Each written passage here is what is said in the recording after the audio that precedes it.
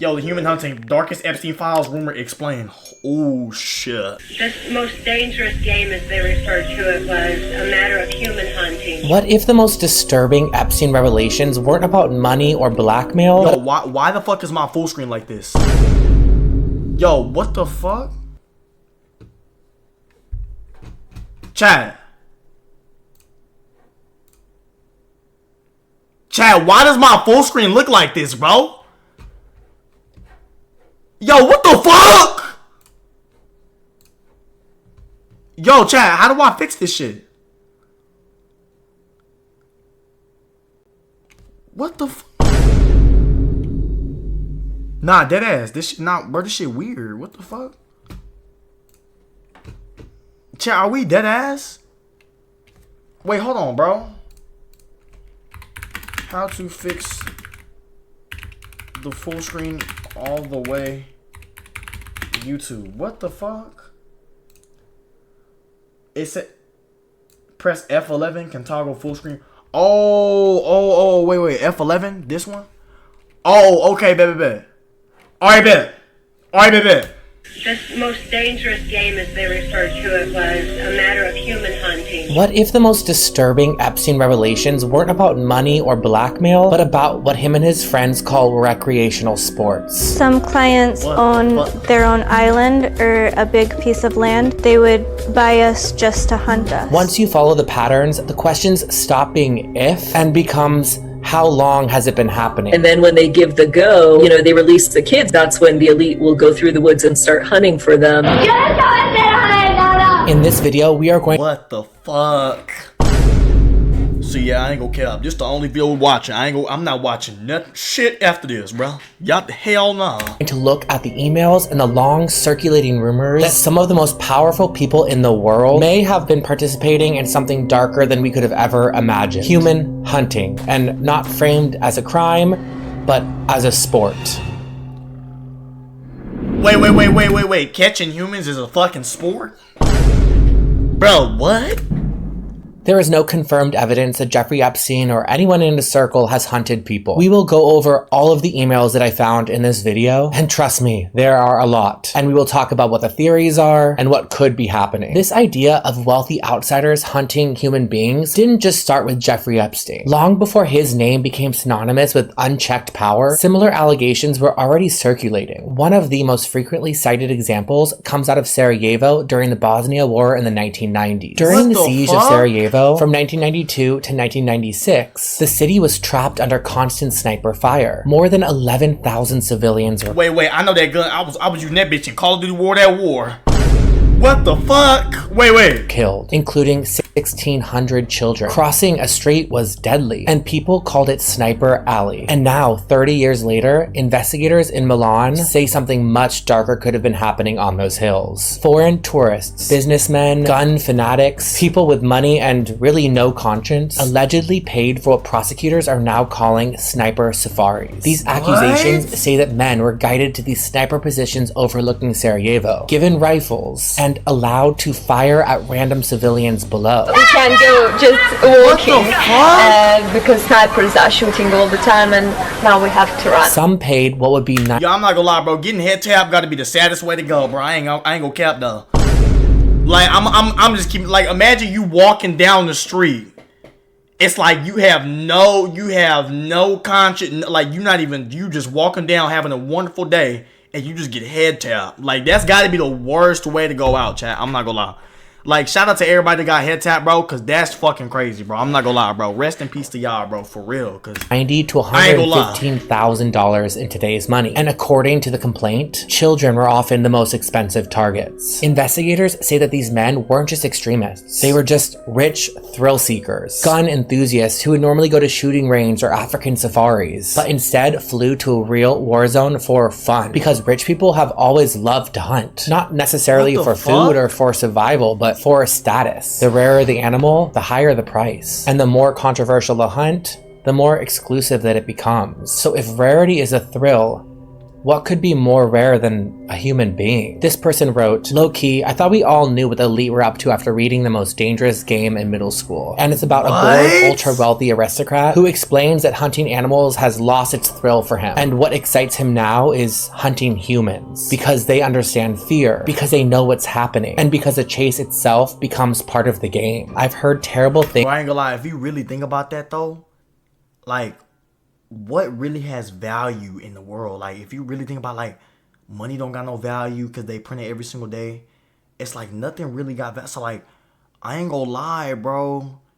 Them people up at the top, yo, they probably be, yo, I don't know, bro. I ain't gonna lie. Children as young as 4, packs of Dobermans. These topics circulate. The first time I heard of these parties was when I was in Cannes at the Hotel Ducat. As I started going through the Epstein emails, one word kept showing up repeatedly. Hunting. Not once, not twice, but across multiple years. So let's get into them. There are so many, but I pulled the ones that I felt like raised the most questions in my mind. Here are some that could potentially be passed off as just hunting animals. This person, redacted.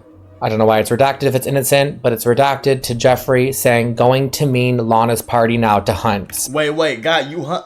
God, hold on, what the fuck? Wait, you went to Lana's party to hunt? Wait, hunt what, bro?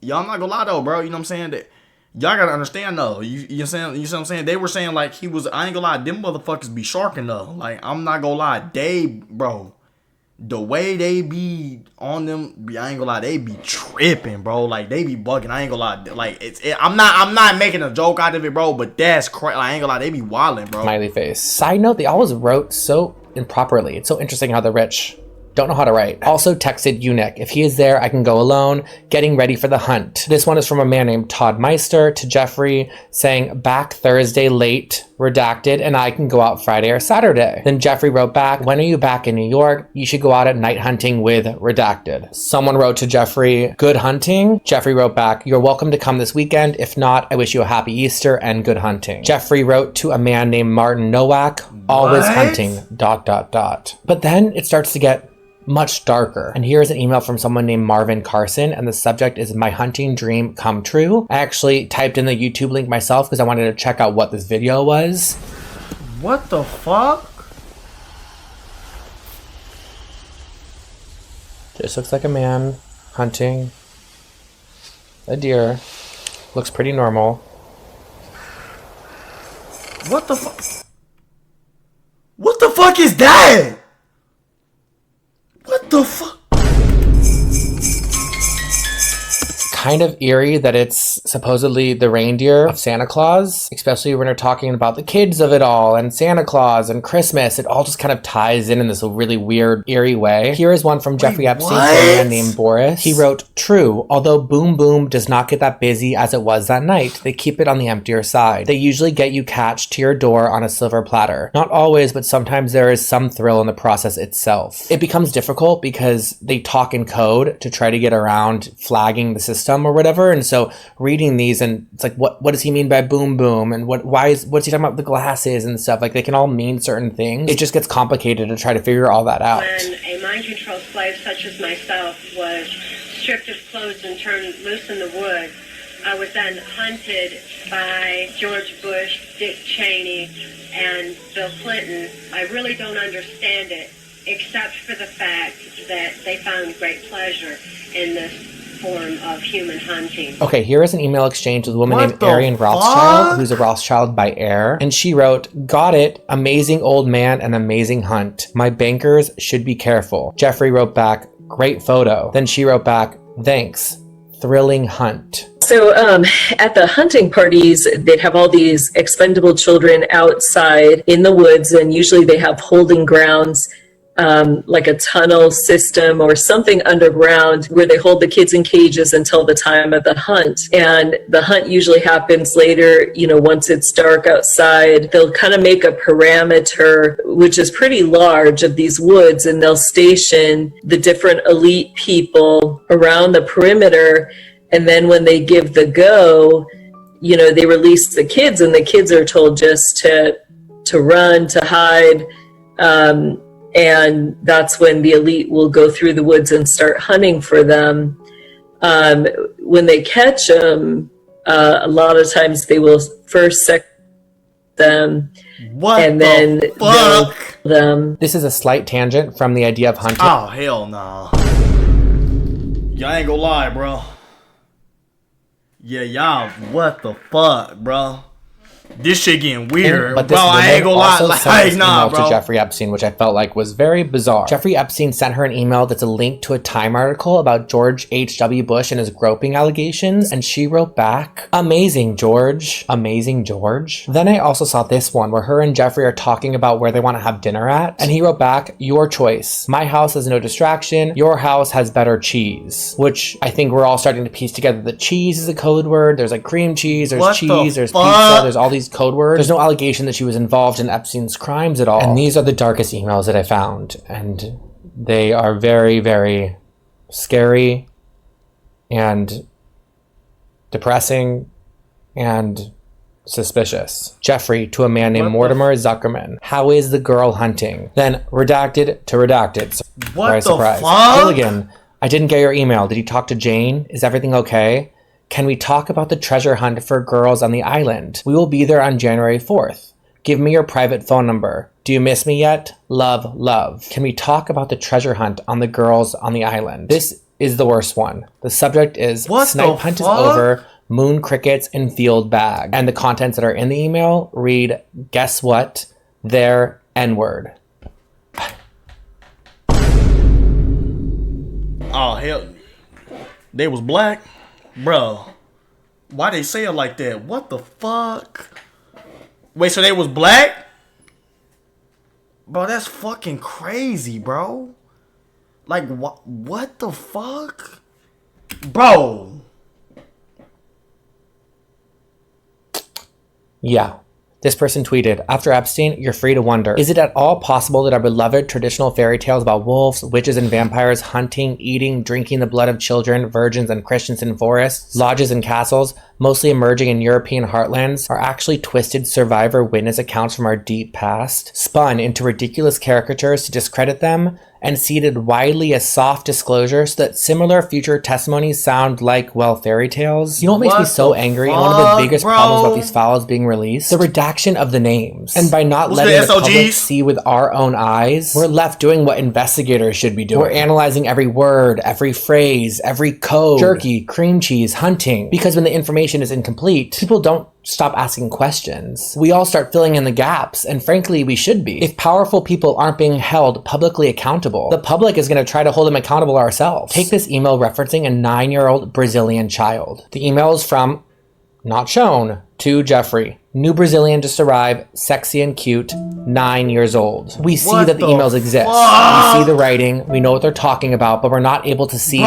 who wrote them. Why are they redacting the names of these people? In almost any other context, in any other situation, these emails would launch a full-on investigation. But here, not only is no one publicly charged, we don't even know who they are because their emails are redacted. You know, I'm not saying with 100% certainty that they are hunting people, or that cream cheese means this, or pizza means that. But if the goal was transparency like they said, redactions like this only deepen our suspicion. Until the full truth is visible, not filtered, not protected, these questions won't go away, and they shouldn't. Thank you for watching today's video. If you have any other video ideas you'd like to see me dive into next, especially revolving Epstein files, but I'm really open to anything, please email me at matthewbcullen@gmail.com. Thank you for continuing to watch and supporting creators like myself who are talking about these files. It is really scary to put ourselves out there because these people are extremely, extremely powerful. But I feel like if I wasn't using my platform for this, then what is my platform for, really? Thank you again for watching today's video. Yeah, I'm not gonna lie, bro. Look, player, look. I was just reacting to the shit. Okay? Okay, look. Y'all, look, hey, bro. I don't want no damn smoke. Okay, y'all stay y'all ass over there. I will not poke, bitch, okay? I'm not gonna say I won't do nothing. I don't want to fuck with y'all. Y'all got that shit, okay? I'm not gonna lie, bro. You know what I'm saying? We are good with that, my boy. I'm not doing that shit. Yo, that's fucking insane, bro.